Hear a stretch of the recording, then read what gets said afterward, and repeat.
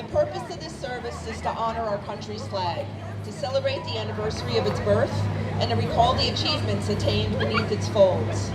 It is quite appropriate that such a service should be held by the Order of Elks, an organization that is distinctly American, intensely patriotic, and without counterpart. Charity, justice, brotherly love, and fidelity are the cardinal principles of our order, and they are exemplified in all of our services. By them, we teach love of country and of our countrymen and loyalty to our American way of life. To be an Elk is to be an American citizen who lives for his country and is ready to die for it. The chaplain will lead us in prayer.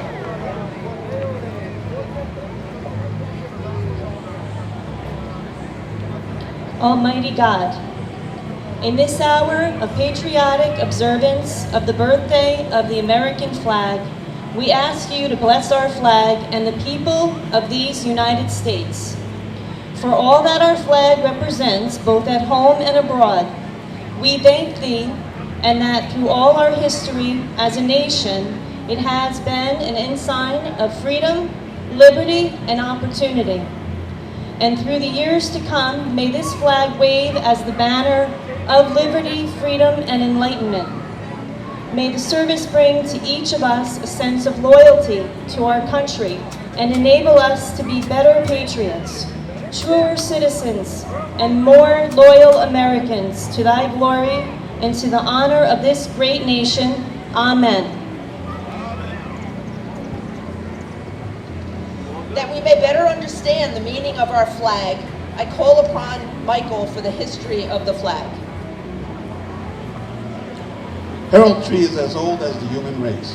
The carrying of banners has been a custom among all people in all ages. These banners usually contain some concept of life, of government, of those who fashioned them. The evolution of the American flag marks the progression of the government of the American people. From the landing of the Pilgrims in 1620 until 1775, the flag of England was the flag of the peoples of America. In 1775, the pine flag was adopted for all colonial vessels, and this was the banner carried by the Continental forces in the Battle of Bunker Hill. The southern colonies from 1776 to 1777 used the snake flag. In the latter part of 1775, the Continental Congress appointed a committee to consider the question of a single flag for the 13 colonies. That committee recommended a design of 13 alternate stripes of red and white with an azure field in the upper corner bearing the red cross of St. George and the white cross of St. Andrew. John Paul Jones, the senior lieutenant of the flagship Alfred, hoisted this flag to the masthead on December 3rd, 1775, and 1 month later it was raised over the headquarters of General Washington at Cambridge, Massachusetts. In compliment, he wrote to the United Colonies. This flag, called the Continental Colors and the Grand Union, was never carried in the field by the Continental Land Forces, but it was used by the Navy as its exclusive ensign and was the first American flag to receive a salute of honor, a salute of 11 guns from the Fort of Orange in the Dutch West Indies, in response to a general demand for a banner more representative of our country. The Congress on June 14, 1777 provided that the flag of the United States to be 13 stripes of alternating red and white, and that the Union be 13 stars, white on a blue field, representing a new constellation. It is generally believed that in May or June of 1776, a committee consisting of George Washington, Robert Morris, and George Ross commissioned Betsy Ross, a Philadelphia Quakeress, to make a flag from a rough design they left with her. It is said that she suggested that the stars should have 5 points rather than 6. This starry banner was first flown at Fort Stanwix, called Fort Schuyler at that time, near the city of Rome, New York, on August 3rd, 1777, and was under fire 3 days later at the Battle of Oriskany, August 6, 1777, during a British and Indian attack. The first official salute to the Stars and Stripes was given on February 14, 1778, by France on the French coast, when the Ranger under command of John Paul Jones was saluted by the French fleet. This flag, then carried by the Ranger, was made by the young women of Portsmouth, New Hampshire, from stripes of their best colored silk dresses and the white wedding gown of a recent bride. It is said that the same Ranger's flag was flown by Jones's ship, Lone Home Richard. It is a thrilling fight by moonlight upon the high seas with the British frigate Serapis. When the Serapis struck her colors, the immortal fame of John Paul Jones was ensured as an intrepid defender of youthful republic. The original 13 Stars and Stripes represented the original 13 colonies. In 1795, 2 additional Stars and Stripes was added to represent the admission to the Union of Vermont and Kentucky. Under the banner of 15 Stars and Stripes is fought the War of 1812. It was sighted flying over Fort McHenry on September 14, 1814, that inspired Francis Scott Key to write what was to become our national anthem, the Star-Spangled Banner.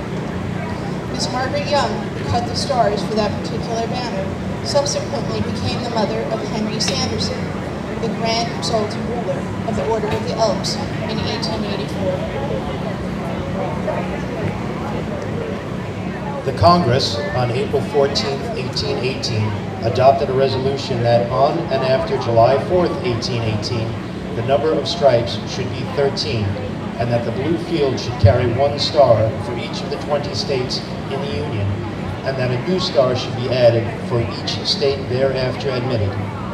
Since 1918, there has been no change in the flag design, except that 28 new stars were added before July 4th, 1912, and this flag of 48 stars flew over this nation for 47 years until just before the Vietnam War.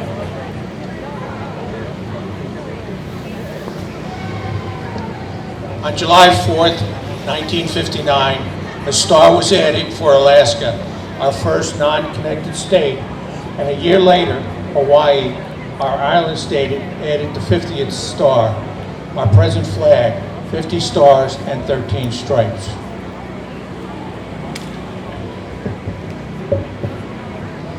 Our flag is at once a history, a declaration, and a prophecy. It represents the American nation as it was at its birth.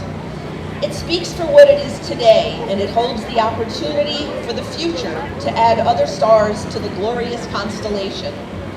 The Benevolent and Protective Order of Elks is the first and only fraternal body to require formal observance of Flag Day. In July of 1908, the Grand Lodge of this order at Dallas, Texas, then assembled, provided for the annual nationwide observance of Flag Day on the 14th of June in each year, by making it mandatory upon each subordinate lodge of the order. This unique distinction as the originator of Flag Day is most becoming to the Order of Elks. This order is distinctly American. Only American citizens are eligible to join it, and it has no foreign affiliations. It has linked its destiny with the destiny of our country and made this flag its symbol of self-dedication to God, to country, and to fellow men.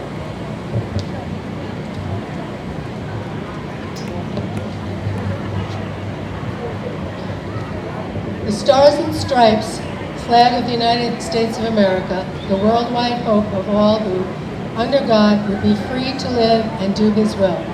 Upon its folds is written the story of America, the epic of the mightiest and noblest in all history. In the days when peoples of the old world groveled in abject homage to the hearsay of the divine right of kings, a new constellation appeared in the western skies, the Stars and Stripes, symbolizing the divine right of all men to life, liberty, happiness, and peace, under endowment by their Creator. To what man is given words adequate to tell the story of the building of this nation? That immortal story is written in blood and sweat, in heroic deeds and unremitting toil. In clearing the primeval forests and planting of vast prairies where once the coyote and buffalo roamed, onward swept the nation, spanning wide rivers, leaping vast mountains, ranges, leaving in its path villages and farms, factories and cities, till at last this giant nation stood astride the continent from the Atlantic to the Pacific. This is the heritage of the people of the United States.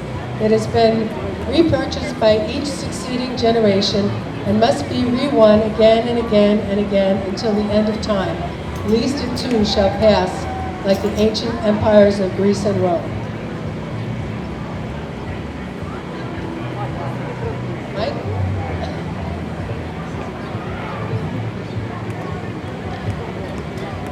The price of liberty is eternal vigilance. What was won at Lexington and Concord and Bunker Hill had to be repurchased at Ticonderoga and Yorktown. When John Paul Jones achieved upon the high seas in the War of Independence, had to be repurchased by Commodore Perry on Lake Erie in the War of 1812. The presence of Admiral Dewey's victory at Manola Bay in 1898 was re-won by the naval battles on the seas about the far distant islands of the Pacific after the sneak attack on Pearl Harbor and Manila in 1941 had summoned our country to assume its role in World War II. What our troops achieved under the Stars and Stripes at Chateau Tyranny and Flanders in World War I, their sons were required to repurchase in World War II in the bloody trek across North Africa and the beachheads of Europe in the Battle of Bulge. The flag of our American men raised at Iwo Jima was the same flag rather raised in defense of Incheon, Busan, and Pork Chop Hill in far-off Korea. Then another generation under the same flag led to stem the threat of communism in far-off Vietnam. Our young people are again called to carry our flag in the defense of a free world in the actions of Grenada and Panama. Willingly, our brave men and women carried our flag in the honor of the American people into battle in Operation Desert Storm. The greatest significance of this flag, however, lies in the influence it has in the hearts and minds of millions of people. It has waved over the unparalleled progress of a nation in developing democratic institutions, science and technology, knowledge, and education and culture. It has served as a beacon for millions of the poor and oppressed refugees abroad and stand as a promise that underprivileged will not be forgotten.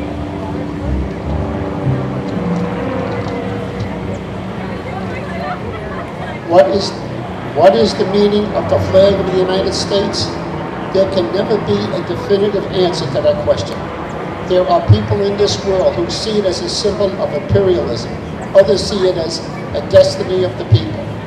But reference to those and similar views of the flag were resolved by Woodrow Wilson when he said, I quote, "This flag which we honor and under which we serve is the emblem of our unity, our power, our thoughts, and our shape of this nation.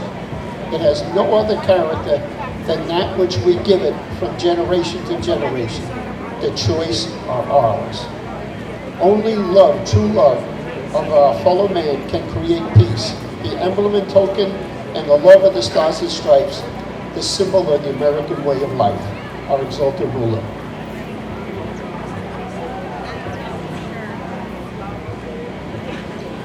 Our fathers God, to thee, author of liberty, to thee we sing, long may our land be bright, with freedom's holy light, protect us by thy might, great God our King. Brother Esquire, how should we further honor our flag? The flag is formally honored by the Pledge of Allegiance. This pledge was written in 1892 by Francis Bellamy and published in The Youth's Companion as part of a patriotic campaign of that magazine.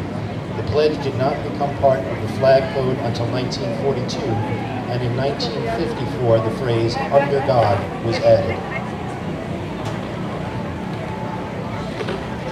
Let us all stand and pledge ourselves never to forget the principles represented by this flag. I pledge allegiance to the flag of the United States of America and to this republic for which it stands, one nation, under God, indivisible, with liberty and justice for all. In conclusion of this observance of Flag Day, let us rededicate ourselves to the flag of the United States of America, and may the principles of charity, justice, brotherly love, and fidelity ever increase in each of us. I now declare this service closed. I'd like to tell everyone that the Elks actually have a booth today. If you want to find out about becoming an Elk, come visit us at the top of the hill on the left-hand side in front of the stationery store. Thank you.